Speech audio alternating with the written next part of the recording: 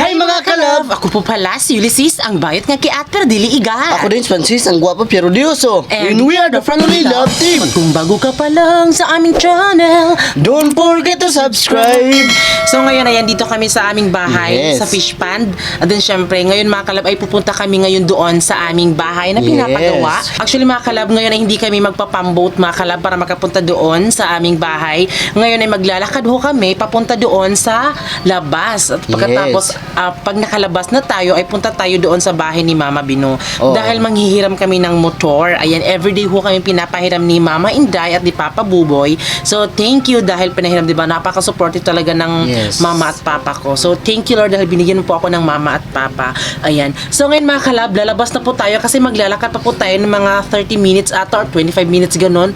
So, ayan, wag na nating patagalin to at let's Just keep go! watching.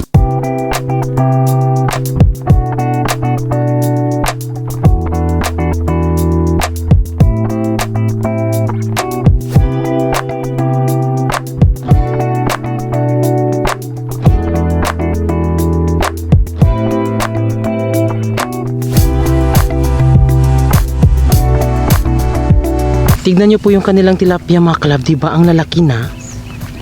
Pak. Ang lalaki na. Tingnan niyo ang dami. Di ba? Ang lalaki niya. Tapos ang linaw ng kanilang tubig. Tignan niyo. Ay, Diyos ko, ang dami.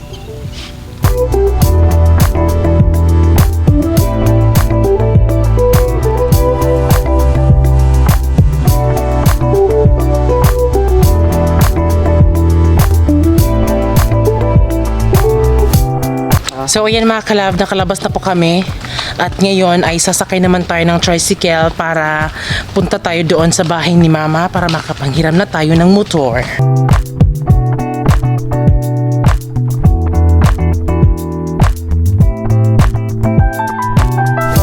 Oh, hi mga kalab! Good morning!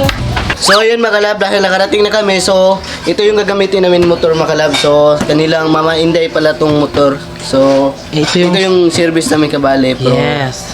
At siyempre, Maasahan. tutubilan din namin ng gas para hindi malakas kumain ng gasolina. Kita mo bang nakikita ko?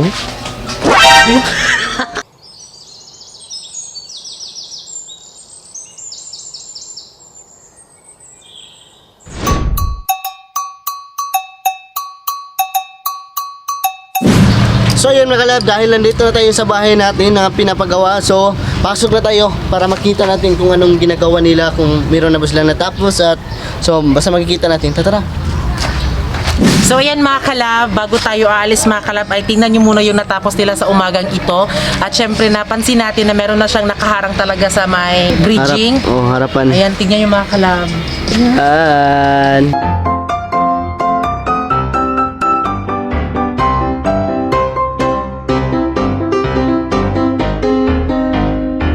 So ngayon mga kalab ay bibili ho kami ng dos tres na kahoy. Yes. Pero yung kataas niya mga kalab ay 12 kataas. Kung wala'y 12, dos edges. G's kataas. Pero kung merong 12 kataas mga kalab ay kibali 25 po yung aming bibilhin. At kung wala namang 10 na kataas lang po yung aming bibilhin mga kalab. Tapos yung pako ay 4 tapos 4 kilo. 3 na pako mga kalab ay 1 kilo po.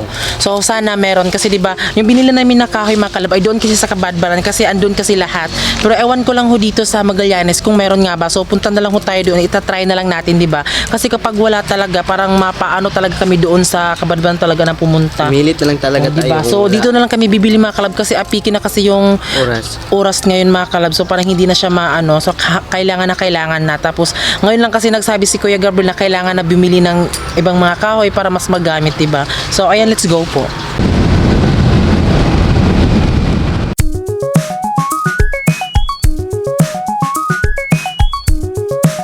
So ayun mga kalab, nakabili na po tayo ng kahoy. So dalawa po yung kinuha namin na tricycle kasi sobrang dami kasi, 30 kasi mga kalab.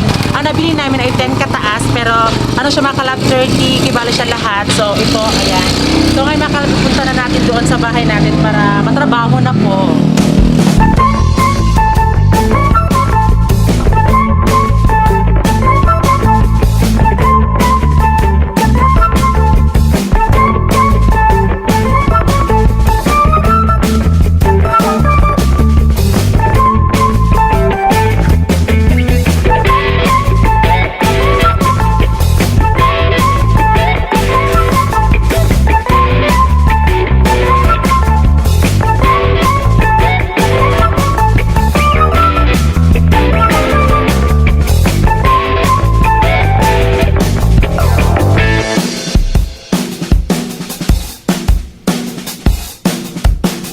So ngayon mga kalab, dahil nakabili na akong pako at siyempre nagbili na din ako ng snack para sa kanila para maka-snack na din sila ngayon kasi alam ko medyo nagugutom na talaga sila ngayon kaya time ting snack na ngayon.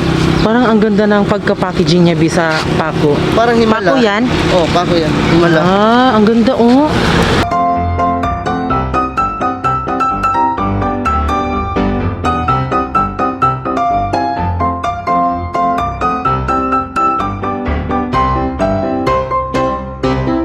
So ayan mga kalab, dahil nandito na lahat ng mga kahoy natin para gagamitin sa itaas. So ayan, kompleto na lahat yan para mabuo yung ating bahay.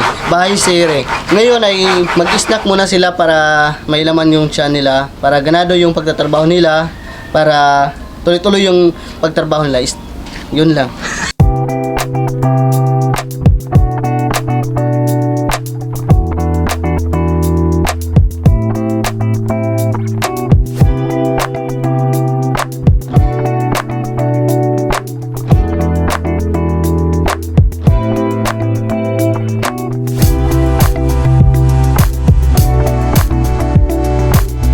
So ngayon mga kalab ay dahil hatid na po natin yung mga kahoy at din yung pako, syempre yung kanilang snacks, ngayon ay pupunta na naman tayo doon sa pagbabayaran ng tubig dahil hinatid po yung ating bill sa tubig.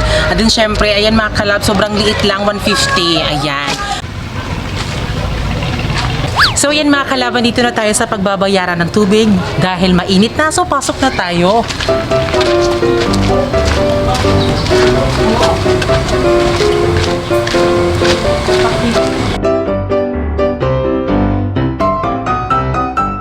So yan mga kalab, nakabayad na kami ng tubig. Then syempre, always po, minimum po ng aming bayad sa tubig mga kalab ay 150 kasi hindi namin siya nagagamit. Kasi doon kasi sa lugar namin, sa bahay namin, ewan ko ba kung sa iba, kapag ano lang mga kalab, kapag hindi mo siya nagamit in 1 month, so minimum talaga itong 150. Siguro kapag natapos na yung bahay namin ni Francis, baka ando na sa mga milyon-milyon. Kasi si Francis, mahilig maligo. Okay. Diba? Umaga, hapon, gabi, so ganun siya. So uwi na po tayo dahil tapos na tayong magbayad ng sa tubig. So ngayon ay pupunta tayo doon kina Jay. So yun po yung nag-cameraman sa amin noon mga kalab nung sa music video namin na Love Lang. Dahil magpapaturo ako mga kalab. Yung aming editor kasi mga kalab dito sa laptop ay Filmora. So ang hirap nang mag-Filmora kasi naghahang kasi siya. So yun po yung sadya namin doon na kaya pumunta kami dahil magpapa-install kami ng bago. So ngayon pupunta na po kami na Jay. Dito na si Jay. Ito po yung bahay nila. So ayan, ito po yung aming editor mga kalab, Wondershare Filmora X. Ininstallan po ni Jay ng Premiere. Wow! Oh my God! Thank you, Jay. Alam niyo ba mga kalab, binigyan tayo ni Jay pero double purposes po ito dahil alam mo Jay, hindi lang to sa bag, pwede din siya sa buhok. Pero actually mga kalab, ito po talaga si Jay yung nag-ano sa aming music video. Syempre, nagtatrabaho din siya mga kalab. Isa na din siyang professional mga kalab kasi siya yung nag-ano sa mga dibo, sa kasal. So ayan, so kung gusto niyo pong kunin si Jay, so matatagpuan lang siya dito sa Magallanes, Agusan del Norte. So punta lang kayo sa Facebook ni Jay. So ayan po sa screen. Yes. So yan mga kalab, andito na po kami sa aming bahay na pinapagawa at ngayon titingnan na naman natin kung ano yung natapos nila. Ayan mga kalab, tingnan nyo mga kalab. Diyan sa kabila ay natapos na. Ang sa kabila, tingnan nyo, mayroong nabago talaga. Yes. Malapit na Ayan. matapos.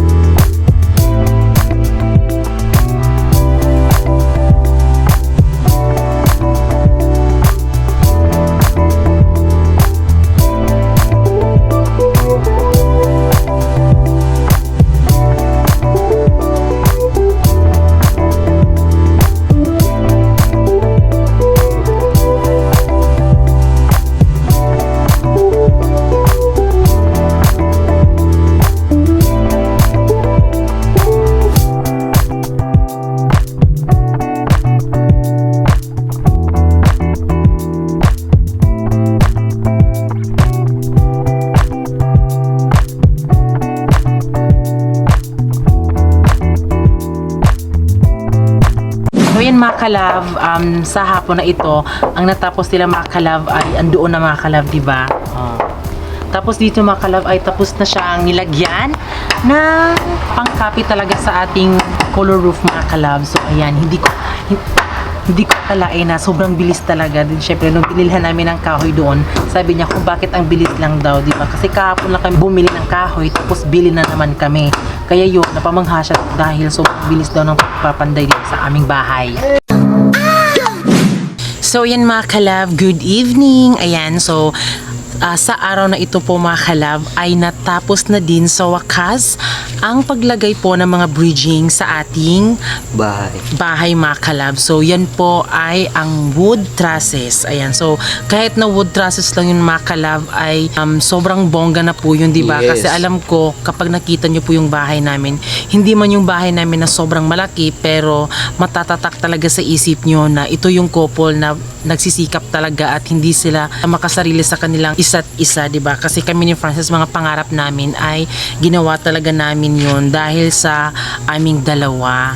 Ayan, di ba, Bino? Yes, ito yun. Then thank you po din po kay Kuya Gabriel dahil sobrang bilis po talaga ng kanya pagtatrabaho, and then kay Uncle Libet, and then kay Jimmy. Ayan, so thankful tayo sa ating mga trabahador, Bino. Yes, ito yun. Ayan. So siguro iwan ko lang bukas, hindi ko pa alam kung ano ba ang gagawin bukas or mag-abang na lang kayo sa next vlog din. Syempre po sa mga nagmamahal sa amin, huwag niyo kaming iwan, sabayan niyo po kami sa mga pangarap namin dahil kung wala ho kayo ay syempre wala din talaga kami, sa totoo lang talaga, diba? So napaka-blessed namin dahil kahit sa ngayon medyo maliit na lang tayo, laban pa din yung pangarap namin ni Francis para din mapakita sa lahat na yung pag-YouTube namin, pag-vlog ay totoo talaga at hindi for the char lang talaga, di ba, Bino?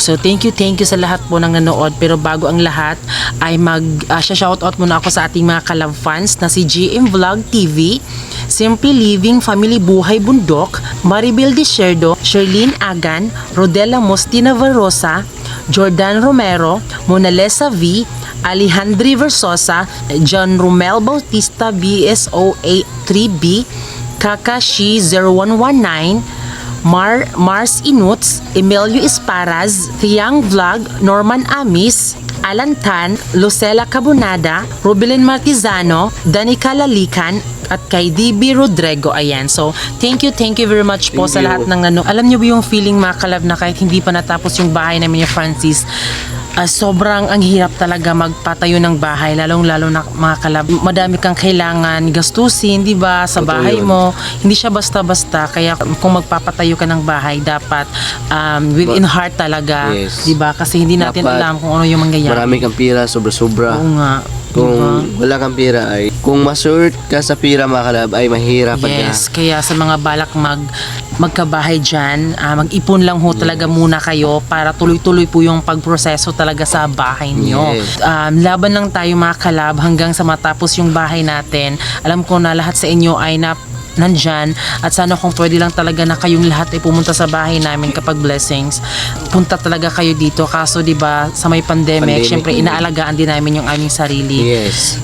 At para hindi tayo ma-issue, di ba, sa mga ano pa man dyan na para sa mga imik-imik na ganyan, di ba? So ayan mga kalab, maraming salamat po sa lahat ng nanood. And then syempre bago kayo umalis, please don't forget to subscribe our YouTube channel at kami ang Family Love Team na nagsasabing dapat love love. Sa iya sa kura makita nimo sa kong pahinyo.